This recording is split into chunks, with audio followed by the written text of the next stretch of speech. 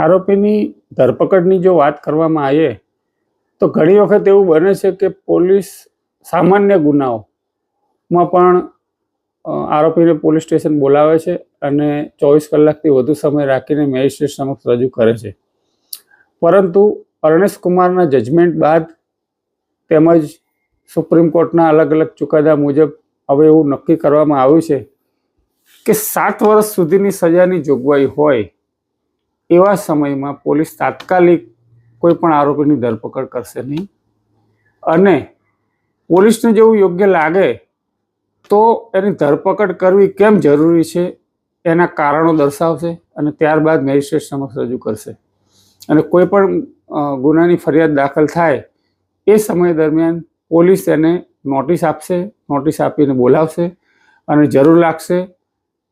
તો જ એની ધરપકડ કરશે, નહીં તો પોલીસ સ્ટેશનમાંથી જ એને જામીન આપીને છોડી મૂકવામાં આવશે. એટલે જ્યારે પણ તમને એવું લાગે કે ભાઈ 7 વર્ષ સુધીની સજામાં મારું નામ છે આરોપી તરીકે,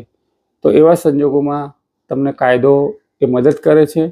કે 7 વર્ષ સુધીની સજામાં પોલીસ તાત્કાલિક ધરપકડ કરતી નથી.